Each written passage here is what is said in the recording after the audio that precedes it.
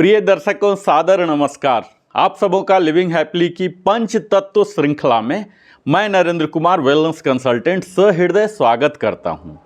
पंच तत्व को हमने क्यों श्रृंखला बनाया, तो सबसे पहले तो इसी कारण को समझ लीजिए कि हमारा शरीर इन्हीं पंच तत्वों से बना है, जिसमें पहला नाम आता है पृथ्वी का, दूसरा जल है, तीसरा अग्नि है, चौथा वायु है और पांचवा आकाश है। हमारे जीवन की जो गुणवत्ता होती है वो मूलतः इसी पर निर्भर करती है और हमारे भीतर ये पंच तत्व कितने बेहतर अनुपात में हैं, कितने शानदार हैं, इसी पर हमारी जीवन की गुणवत्ता निर्भर करती है। तो आज हम इस श्रृंखला में पहली वीडियो में हम देखने जा रहे हैं कि हम कौन हैं, हम क्या हैं। इसकी गहरी सूझबूझ अगर हमें विकसित करना है तो यह वीडियो आपके लिए अत्यंत लाभकारी होने वाला है, जहां हम उन अभ्यास की बात भी करेंगे जिसके द्वारा आपकी भौतिक चेतना और अनुभव में गहराई आएगी और यह सब आएगी पंच तत्वों के बारे में विशेष और विस्तार में विवरण जानने से। जैसा कि हम समझ चुके हैं कि हमारी शारीरिक या मानसिक या भावनात्मक अवस्था को कैसे जाना जाए, तो आइए इस पंच तत्व श्रृंखला का प्रारंभ करते हैं और इन तत्वों की विस्तार में जानकारी हासिल करते हैं। जैसा कि हम सब जानते हैं कि ब्रह्मांड का गठन इन पांच महाभूतों अथवा तत्वों से मिलकर ही हुआ है, जिसे अगर स्वर योग की माने तो ये पंच तत्व आकाश, वायु, अग्नि, जल एवं पृथ्वी है। अति प्राचीन काल से यह मान्यता रही है कि यह जगत का निर्माण चार तत्वों मिट्टी, पानी, अग्नि और वायु से हुआ है।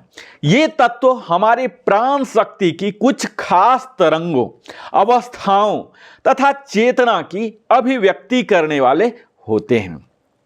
जहां भूमि, गगन, वायु, अग्नि, जल का समावेश कर मानव देह की रचना की गई है और उसे संपूर्ण योग्यताएं और शक्तियां देकर इस संसार में स्वच्छता पूर्वक जीवन बिताने के लिए हमें भेजा गया है।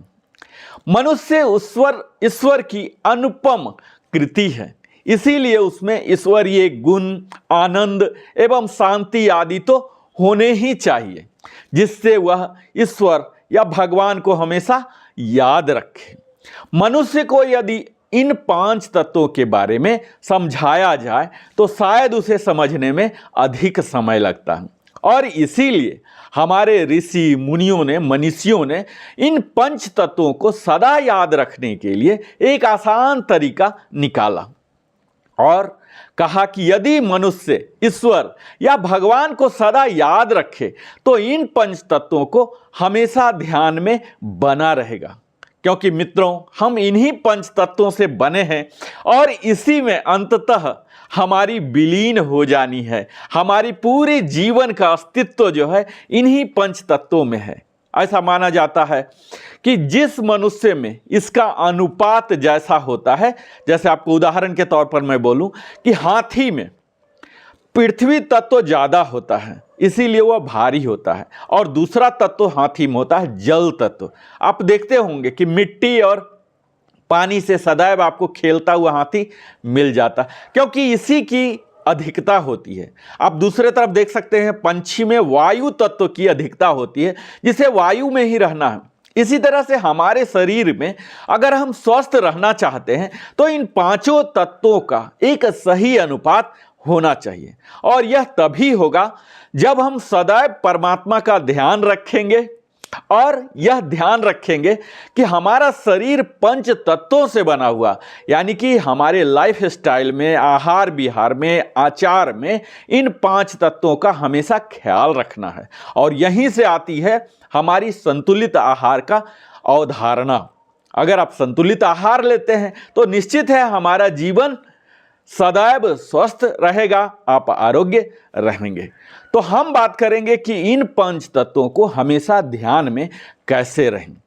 तो इसके लिए बड़ा ही आसान तरीका है। जैसा कि हम भगवान बोलते हैं या कुछ कम्युनिटी के लोग हैं इस्लाम धर्म के, वो अल्लाह बोलते हैं, अगर आप इसके ही एक्रोनिम के रूप में माने तो भगवान में आए इन अक्षरों का अगर विश्लेषण किया जाए तो भगवान में पहला अक्षर भ आता है जो कि भूमि यानी कि पृथ्वी, और दूसरा है गगन यानी कि आकाश, और तीसरा है वायु यानी कि हवा, और चौथा है अग्नि अर्थात आग, और अंतिम है न जो कि नीर यानी कि जल। तो इस तरह से आप देख पा रहे हो कि भगवान को सिर्फ याद रखते हैं तो इन 5 तत्वों का आपको ध्यान रहेगा, यह ध्यान रहेगा कि इसी 5 तत्वों से हमारा शरीर बना है और इसी में अंततः विलीन हो जाना है। इसी प्रकार अल्लाह अल्लाह जो कहा जाता है, अक्षरों का भी अगर विश्लेषण किया जाए तो इस प्रकार आता है कि पहला अक्षर है आब यानी कि पानी, और ल दूसरा है जिसका अर्थ होता है लाभ यानी कि भूमि, ई होता है तीसरा जिसका कि ला दिव्य पदार्थ अर्थात वायु, और चौथा है आसमान यानी कि गगन, और अंतिम है हरंक यानी कि अग्नि। इस तरह से आप देखिए किसी भी धर्म में, समुदाय में इन 5 तत्वों की एक विशेष महत्व दी गई है जो हमारे जीवन में एक अहमियत रखते हैं। यही कारण है हमें 5 तत्व का एक विशेष श्रृंखला हमने बनाया है जिसमें कई वीडियो हम गढ़ेंगे।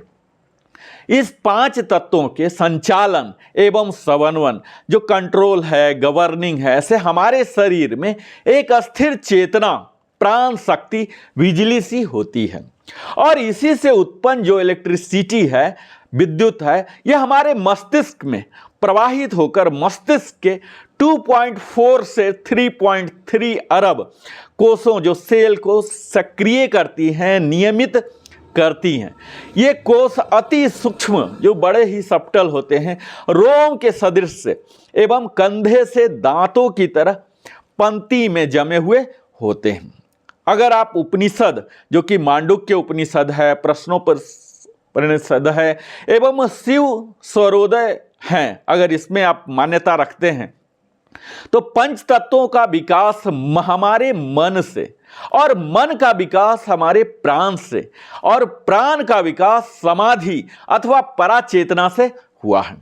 क्योंकि स्वयं मानव शरीर का निर्माण इन 5 तत्वों से हुआ है, ये हमारे शरीर के कण कण में व्याप्त हैं। इनका प्रभाव इतना सूक्ष्म तथा सटीक होता है कि यह हमारे समूचे जीवन के ढंग को भी उलट पलट सकते हैं। मस्तिष्क के कोष 5 प्रकाश के होते हैं और 5 महाभूत जो कि पृथ्वी, जल, अग्नि, वायु और आकाश का प्रतिनिधित्व करते हैं। मूल रूप से ये सब मूल तत्व हमारे शरीर में बराबर मात्रा में रहने चाहिए। जब कभी भी इनमें थोड़ी सी भी गड़बड़ी होती है या किसी भी एक तत्व में त्रुटि आ जाती है, डिसऑर्डर आ जाती है, उसकी मात्रा में बढ़ोतरी या कमी आ जाती है, तो दूसरे तत्व में गड़बड़ी आ जाती है, जिससे हमारे शरीर में भिन्न भिन्न प्रकार के रोग उत्पन्न होने लग जाते हैं। हमारे शरीर में आप यह समझ सकते हैं कि जिस प्रकार डीएनए से हमारे समूचे भौतिक, मानसिक और आध्यात्मिक जीवन की रूपरेखा छिपी होती है, ठीक उसी प्रकार इन 5 तत्वों का एक अनुपातिक गठन भी हमारे सर्वांगीण जीवन का दर्पण कहा जा सकता है। प्रत्येक तत्व में प्राण ऊर्जा की एक निश्चित तरंग होती है जो शारीरिक ढांचे को तो प्रभावित करती ही है, इसके साथ हमारे शरीर में प्राण ऊर्जा के प्रवाह को भी प्रभावित करते रहती है। संभवतः यही कारण है कि स्वर योग में तत्व साधना का प्रावधान रखा गया है, इस तरह से प्रोविजनिंग किया गया है, जिसका सशक्त कारण यह भी है कि स्वर योगी नासिका में श्वास के प्रवाह को देखकर यह जान सकते हैं कि किस समय कौन सा तत्व प्रधान है। यह तत्व शरीर की मनोकायिक अवस्था को दर्शाते हैं तथा हमारे श्वास को भिन्न भिन्न दिशा में प्रवाहित करते हैं। यदि आप यह जान लें कि आप में किस समय कौन से तत्व की प्रधानता है, तो आप अपनी शारीरिक, मानसिक और भावनात्मक अवस्था को भी जानने में सक्षम हो सकते हैं और इस तरह से समय सारणी में परिवर्तन कर आप यह जान सकते हैं। परंतु इससे भी कहीं अधिक इस अभ्यास द्वारा आपकी भौतिक चेतना तथा अनुभव में गहराई आएगी और आप कौन हैं, आप क्या हैं कि गहरी सूझबूझ आप में विकसित होगी। आप देखते होंगे कि प्राणायाम अगर आप करते होंगे तो इसका अनुभव किया होगा कि प्राणायाम में हम वायु तत्व को अपने शरीर में बढ़ाते हैं। जैसे जैसे हमारे शरीर में वायु तत्व बढ़ते हैं हम निरोगी होते जाते हैं। हमें यह समझना है कि हमारे शरीर को यह प्राण शक्ति चलाती है जिसके मूल तत्व वायु हैं, ना कि पृथ्वी है। अगर पृथ्वी तत्व को आप अधिक उपभोग कर रहे हैं तो आपका शरीर बल्कि हो जाएगा, आप सक्रिय नहीं रह पाएंगे। तो प्राणायाम कीजिए। आप देखते होंगे जो प्राणायाम योग के सानिध्य में है उनका शरीर, उनका तरुणामयी, उनका ओज तेज देखते ही बनता है। तो इन सब के लिए मैं यही सलाह दूंगा कि प्राणायाम कीजिए, योग के सानिध्य में आइए और अपनी मूल प्रवृत्ति जो है, अपना मूल व्यक्तित्व है, यह आपको पहचानने में मदद करेगा। यह प्राणायाम ही है ताकि आप जान सकते हैं कि आपका वास्तविक परिचय क्या है। एक परिचय तो आपको आपके पेरेंट्स ने दिया, दूसरा परिचय आपको खुद को तलाशना है कि यानी कि इस पृथ्वी पर आप आए हैं, इस ब्रह्मांड में आए हैं, आपकी क्या भूमिका है, उस भूमिका को जाने। आप कौन हैं, क्या है, आपकी क्या भूमिका है, बाकी ब्रह्मांड के लोगों से, जीवों से आपका क्या संबंध है, आपको किस तरह से उन लोगों को प्रभावित करना है, लाभान्वित करना है।